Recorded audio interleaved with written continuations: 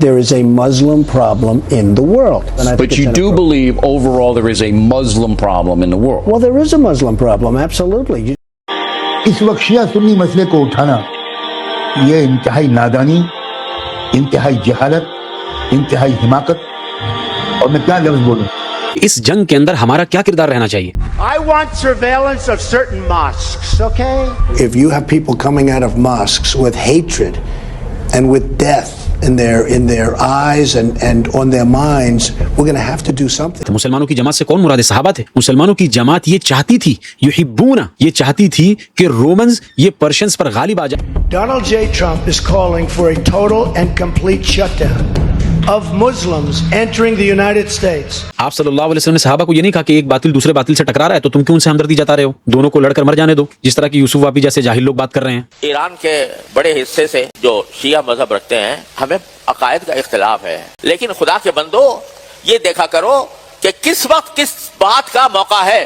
کیا یہ وقت ایسا ہے کہ اس میں شیعہ سنی اختلافات کو ہوا دی جائے؟ کیا امریکہ نے اس لیے حملہ کیا کہ وہ تمہارے عقائد کے خلاف رکھتا تھا؟ امام محمد بن الحسن الشیبانی کی کتاب السیر سے دلیل دوں گا تاکہ ہماری اس بات کے اوپر حنفیت کا ٹھپا بھی لگ جائے. حامدوں و مسلیوں و مسلمہ، امریکہ، اسرائیل اور ایران کے درمیان جو جنگ چل رہی ہے تو اس لڑائی کے دوران مسلمانوں کے درمیان بھی ایک جنگ چھڑی ہوئی ہے. مسلمان دو طبقوں میں بٹے ہوئے ہیں. ایک طبقہ تو وہ ہے جو ایران پر اس حملے کو سیلیبریٹ کر رہا ہے، خوشیاں منا رہا ہے، گویا کہ وہ یہ کہنا چاہ رہا ہے کہ امریکہ اور اسرائیل نے ایران کے اوپر جو حملہ کیا ہے وہ بالکل ٹھیک کیا ہے اور ان کو ٹھیک مارا جا رہا ہے. اور ان کی دلیل یہ ہے کہ ایران ایک شیعہ ملک ہے اور یہ لوگ صحابہ کی شان میں گستاخی کرتے ہیں، شیخین کو نہیں مانتے، ام المؤمنین حضرت عائشہ رضی اللہ عنہا پر سب و شتم کرتے ہیں، اور انہوں نے سیریا میں اور عراق میں لاکھوں سنی مسلمانوں کو قتل کیا. اس وجہ سے امریکہ اور اسرائیل جو ایران کو مار رہے ہیں اور اس پر حملہ کر رہے ہیں بالکل ٹھیک کر رہے ہیں. یہ ذہنیت دراصل ان لوگوں کی ہے جن پر جہالت چھائی ہوئی ہے. یہ لوگ ورلڈ آرڈر اور جیو پولیٹکس کو کیا سمجھتے،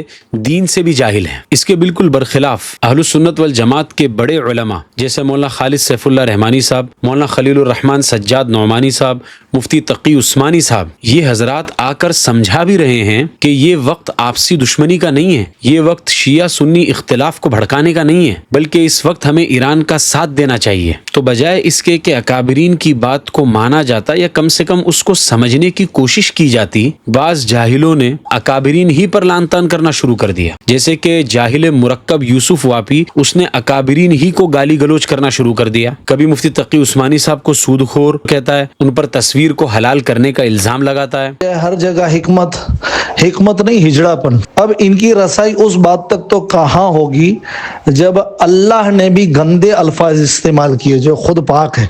اللہ نے خود ولید بن مغیرہ کو گالی دی ہے. وہ تمہارے اوپر تو لعنت ہو فرشتوں کی، اللہ کی، تمام نیک لوگوں کی، اس کے باوجود تم خالد سیف اللہ رحمانی کو حق سمجھتے ہو. تقی عثمانی کے بینک کو سود اور کسی مائی کے لال میں طاقت ہو میرے سامنے آوے ایک سود کو اہل حق کہتے ہو. لعنت ہو تم پہ، بے شمار لعنتیں ہوں تمہارے اوپر. اس کے علاوہ کچھ دوسرے جاہل بھی ہیں جو مولانا سجاد نعمانی صاحب کو خنزیر تک لکھ رہے ہیں، اور یوسف واپی جیسا جاہل مفتی تقی عثمانی صاحب کے ساتھ مولانا سجاد نعمانی اور مولانا خالد سیف اللہ رحمانی صاحب پر بھی لعن طعن کر رہا ہے. تو آج کے اس ویڈیو کے اندر ہم اسی ٹاپک کے اوپر فوکس کریں گے کہ اس جنگ کے اندر ہمارا کیا کردار رہنا چاہیے، اہل السنت والجماعت کا کردار کیا رہنا چاہیے، اور قرآن و سنت کے دلائل کو پیش کر کے ہم اپنی بات کو واضح کریں گے. سب سے پہلے بنیادی بات دیکھیے، عقائد کا مسئلہ بڑا نازک ہے، یہ پلسرات والا معاملہ ہے، ذرہ برابر بھی ادھر ادھر ہونے کی گنجائش نہیں ہے عقائد کے معاملے میں. اس لیے شیعہ فرقے کے جتنے بھی کفریہ عقائد ہیں، چاہے وہ قرآن کی تحریف کے سلسلے میں ہو یا حضرت علی کی الوہیت کے سلسلے میں ہو یا ان کے 12 اماموں کا نبیوں سے افضل ہونے کے تعلق سے ہو، ہم ان سارے عقائد کی تردید کرتے ہیں اور ان کو کفریہ عقائد بھی سمجھتے ہیں. اور صرف میں نہیں، میں یہ سمجھتا ہوں کہ مولانا خالد سیف اللہ رحمانی صاحب بھی، مولانا سجاد نعمانی صاحب بھی، اسی طرح مفتی تقی عثمانی صاحب بھی، یہ سارے اکابرین بھی کبھی بھی شیعوں کے ان عقائد کی تائید ہرگز نہیں کر سکتے جس سے تکفیر لازم آتی ہو. تو یہ بات تو بالکل دو ٹوک ہے کہ شیعوں کے کفریہ عقائد کی تائید ہرگز کوئی نہیں کرتا، نہ میں کرتا ہوں نہ یہ اکابرین کرتے ہیں. لیکن سوال یہ ہے کہ فیما نحن بصدد ہی جو جو معاملہ چل رہا ہے مڈل ایسٹ کے اندر، جو جنگ کا میدان گرم ہے، کیا یہ عقائد کا معاملہ ہے؟ کیا امریکہ اور اسرائیل نے ایران کے اوپر ان کے غلط عقائد کی وجہ سے حملہ کیا کہ تم شیخین پر سب و شتم کرتے ہو اور صحابہ کو گالیاں دیتے ہو، اس وجہ سے ہم تمہارے اوپر بنکر بسٹر بم گرا رہے ہیں؟ کیا اس وجہ سے امریکہ اور اسرائیل نے ان پر حملہ کیا ہے؟ یعنی آپ اس بات کو سمجھیے کہ یہ جنگ جس علت مؤثرہ کے گرد گھوم رہی ہے وہ کیا ہے؟ وہ فقط اسلام دشمنی ہے۔ میری بات کا یقین نہیں ہے تو خود دشمن کی زبان سے سن لیجئے۔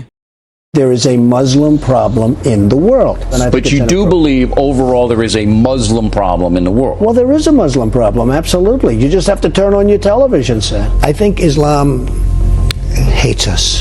There's something there that there's a tremendous hatred there. انہیں نہ شیعہ سے فرق پڑتا ہے نہ سنی سے فرق پڑتا ہے، انہیں نفرت اسلام سے ہے۔ Name the Islamist enemy, whether they are Sunni or Shia, because this is a Shia regime, Sunni or Shia, and Iran's been willing to harbor them as long as that group is willing to try to kill Americans. So the enemy of their enemy has been their friend as well in the Islamist world. So Iran, whether it's Iraq, whether it's Afghanistan, whether it's around the world, has been targeting Americans. جب اصل دل میں نفرت اسلام سے ہے تو ان کے نزدیک حملے کی اصل وجہ، اصل علت شیعہ اور سنی ہونا نہیں ہے بلکہ صرف اور صرف اسلام ہے۔ اور یہ بات میں پہلے بھی کہہ چکا ہوں اور دوبارہ دہرا رہا ہوں کہ شیعوں میں جن لوگوں کے عقائد کفریہ ہیں کہ جو حضرت علی رضی اللہ تعالیٰ کو نعوذ باللہ خدا کے درجے تک پہنچا چکے ہیں، یا اپنے 12 اماموں کو انبیاء سے افضل قرار دیتے ہیں، یا قرآن کی تحریف کے قائل ہیں، تو اکابرین نے ان کی تکفیر کی ہے اور ہم اس تکفیر سے 100% متفق ہیں، ہم اس کا انکار ہرگز نہیں کر رہے ہیں۔ لیکن یہ کتنی بڑی بے وقوفی ہے کہ ایران کے اوپر اگر امریکہ اور اسرائیل حملہ کر رہے ہیں اور وہاں کے معصوم لوگوں کو مار رہے ہیں، بچوں کو قتل کر رہے ہیں، میناب کے اندر 170 چھوٹی بچیوں کو قتل کر دیا، تو ہم خوش ہو جائیں صرف اس وجہ سے کہ ان کے عقائد خراب ہیں؟ امریکہ اور اسرائیل ایران کے اوپر ایک دن میں 200 300 بم گرا رہے ہیں، سویلین ایریا کے اوپر بم گرا رہے ہیں، تو ہم اس ظلم کے خلاف کوئی آواز نہ اٹھائے؟ کیوں؟ کیونکہ مظلوم کے عقائد خراب ہیں۔ انا للہ و انا الیہ راجعون۔ یہ کون سی بے وقوفی ہے بھائی؟ مولانا سجاد نعمانی صاحب نے بالکل ٹھیک کہا، امریکہ اور اسرائیل اس وقت کے فرعون اور حامان ہیں، جو بھی ان کا سر کچلے گا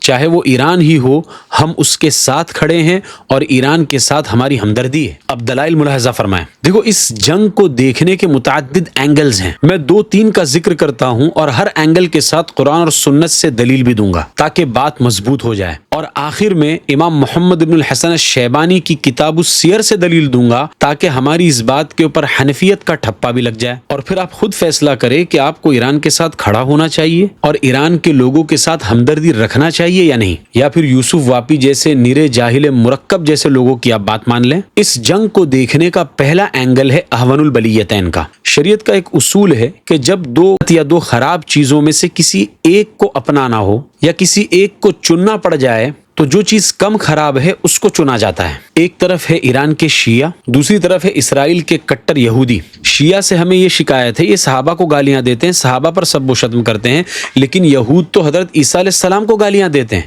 شیعہ حضرت عائشہ رضی اللہ عنہا پر تہمت لگاتے ہیں، یہود تو حضرت مریم علیہ السلام پر تہمت لگاتے ہیں۔ تو ان دونوں میں سے بڑا دشمن کون ہے؟ اگر آپ تھوڑی سی عقل لگائیں گے تو آپ کو سمجھ میں آ جائے گا کہ یہود سب سے بڑا دشمن ہے۔ اب یہود بڑا دشمن ہے، اس کی دلیل قرآن سے لے لیجئے۔ اللہ تعالیٰ سورہ مائدہ کے اندر فرما رہے ہیں لَتَجِدَنَّ أَشَدَّ النَّاسِ عَدَاوَةً لِلَّذِينَ آمَنُوا الْيَهُودَ، کہ ایمان والوں کے سب سے کٹر دشمن اگر آپ پائیں گے تو وہ یہودیوں کو پائیں گے۔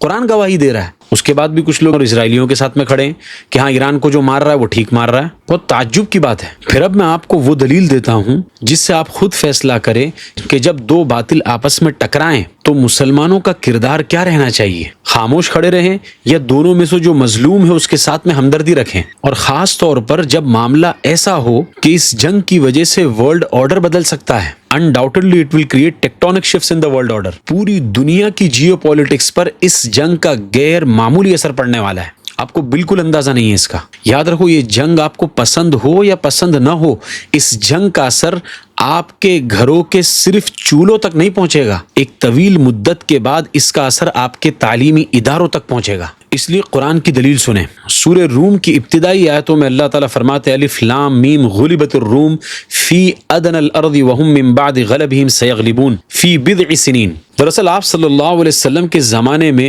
2 سپر پاور طاقتیں تھیں، ایک طرف تھے رومن امپائر، دوسری طرف تھے پرشین امپائر۔ ان دونوں میں آپس میں جھڑپیں ہوتی رہتی تھی. کبھی رومنز پرشنز پر حملہ کرتے تھے, کبھی پرشنز رومنز پر حملہ کرتے تھے. 616 عیسوی میں دونوں میں ایک بڑی جنگ ہوئی اور پرشین امپائر نے رومن امپائر کو ہرا دیا اور رومنز کی بہت سی زمین کے اوپر قبضہ بھی کر لیا. اب پرشنز جو تھے یہ آتش پرست تھے, آگ کی پوجا کرتے تھے. اس کے بالمقابل رومنز جو تھے, رومن امپائر کے اندر جو لوگ تھے وہ اہل کتاب تھے, کرسچنز تھے.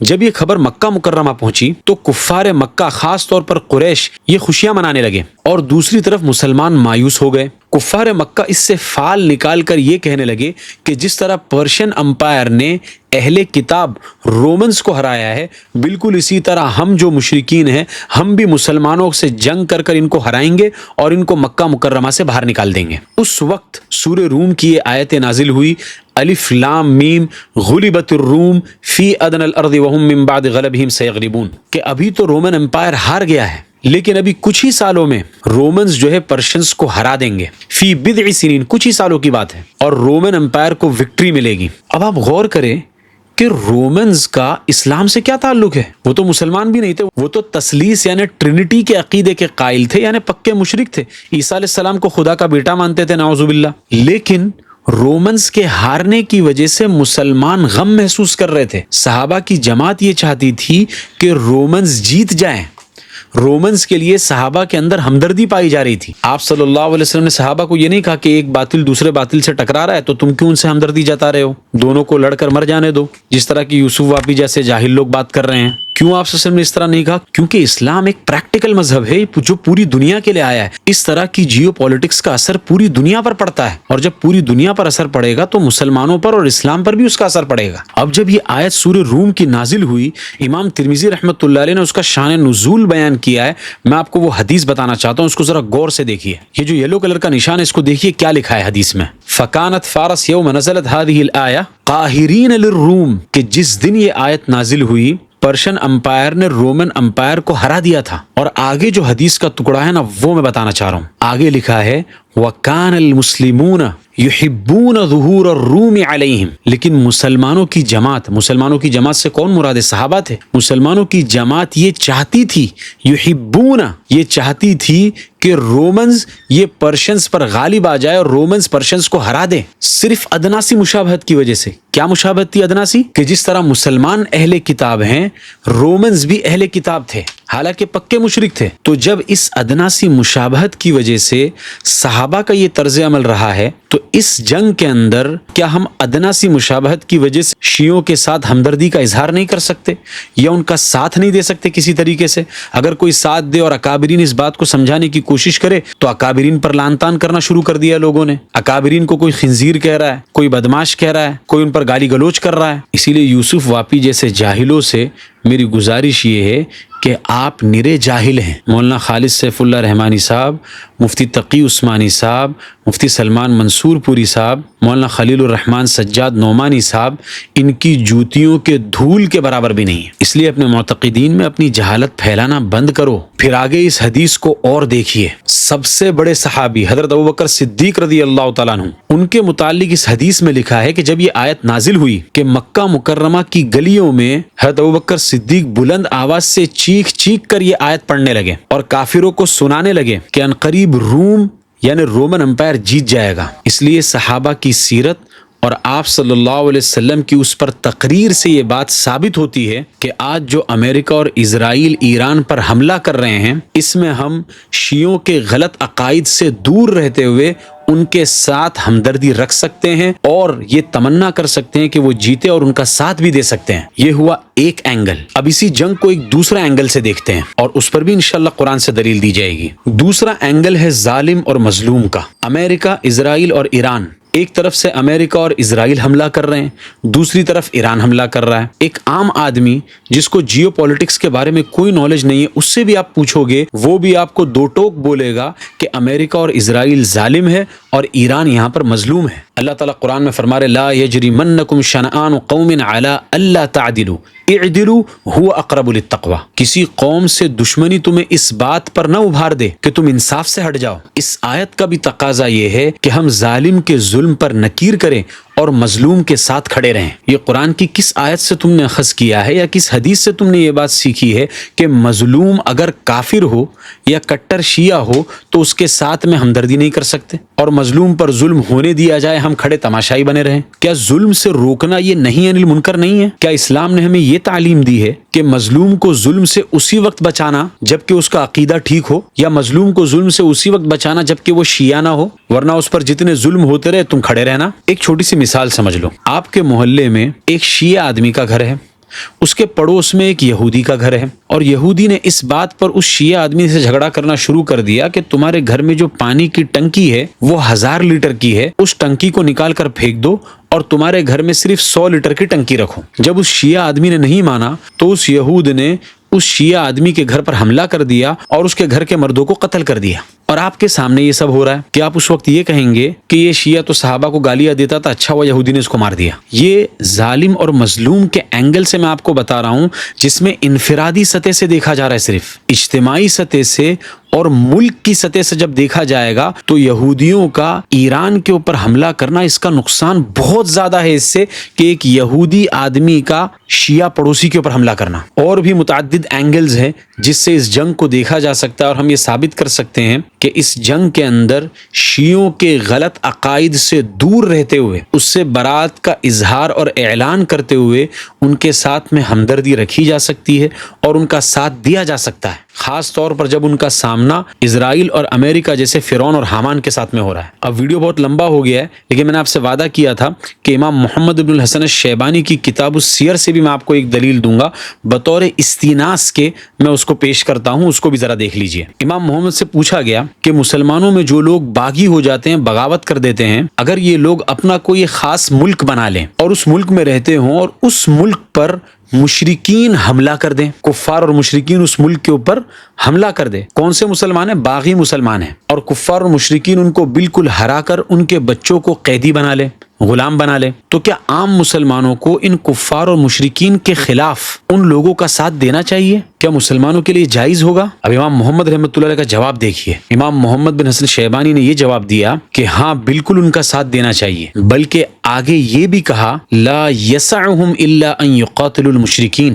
اس کا میں ترجمہ اگر کروں تو اس کا مطلب یہ ہے کہ ان مسلمانوں کے لیے ضروری ہے کہ وہ ان مشرکین سے لڑیں. کس کو بچانے کے لیے؟ ان باغی مسلمانوں کو بچانے کے لیے. اسی لیے یوسف واپی جیسے جاہلوں کے دھوکے میں نہ آئے. یہ اصل میں پاکستان میں ایک انجینئر مرزا ہے، تو یہ یوسف واپی ہندوستان کا انجینئر مرزا بننا چاہ رہا ہے. انجینئر محمد علی مرزا نے بھی روایتی طریقے سے علم تو حاصل کیا نہیں اور اپنے آپ کو سب سے بڑا علامہ ڈکلیئر کر دیا، اور یہ یوسف واپی جاہل مرکب، اس نے بھی روایتی طریقے سے علم حاصل کیا نہیں اور یہ بھی اپنے آپ کو سب سے بڑا علامہ سمجھتا ہے. مفتی سلمان منصور پوری صاحب کو بدماش کہتا ہے، مفتی تقی عثمانی صاحب کو سود خور کہتا ہے، یہ مولانا خالد سیف اللہ رحمانی صاحب جیسے فقیہ کو گالی گلوچ کرتا ہے. یہ انجینئر محمد علی مرزا بھی اکابرین کو لعن طعن کرتا ہے، یہ بھی اکابرین کو لعن طعن کرتا ہے، وہ بھی اپنے آپ کو انجینئر لکھتا ہے. یوسف واپی بھی اپنے آپ کو سافٹ ویئر انجینئر کہتا ہے. لیکن مجھے ایک بات کا بہت افسوس ہے اور مجھے بالکل یہ بات سمجھ میں نہیں آتی کہ تبلیغی جماعت کے اندر جو شورا والے ہیں، جو شورا والے اکابرین ہیں، وہ اس آدمی کے منکر پر نکیر کیوں نہیں کر رہے ہیں؟ میں تبلیغی جماعت کے اکابرین سے دست بستہ اور بہت ہی عاجزی کے ساتھ اور اخلاص کے ساتھ میں درخواست کرتا ہوں، خاص طور پر مولانا ابراہیم دیولا صاحب، مولانا اسماعیل گودرا صاحب اور مولانا عبد الرحمن رویانہ صاحب اور اس طرح جو بڑے اکابرین ہیں جس کی بات یہ آدمی مان سکتا ہے، میں ان حضرات سے، ان حضرات کی خدمت میں پرخلوص اور مؤدبانہ التماس کرتا ہوں کہ آپ اس آدمی کو تھوڑا سا سمجھائیں، اس کے منکر پر نکیر کریں. یہ آدمی اپنے آپ کو شورا سے منسلک کرتا ہے، اس میں آپ حضرات کی بھی بدنامی ہے اور اس نے اکابرین کے خلاف لعن طعن کا بازار گرم کیا ہوا ہے. یہ صبح کے ناشتے میں مولانا خالد سیف اللہ رحمانی صاحب کو گالی دیتا ہے، دوپہر کے کھانے کے اندر مفتی تقی عثمانی صاحب کو گالی دیتا ہے،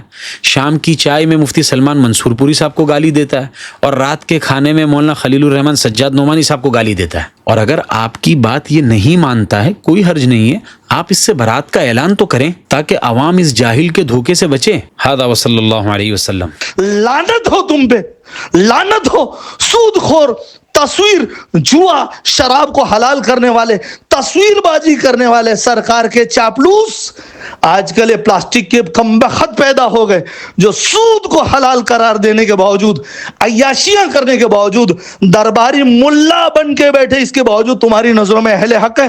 لعنت ہے تمہارے علم پہ.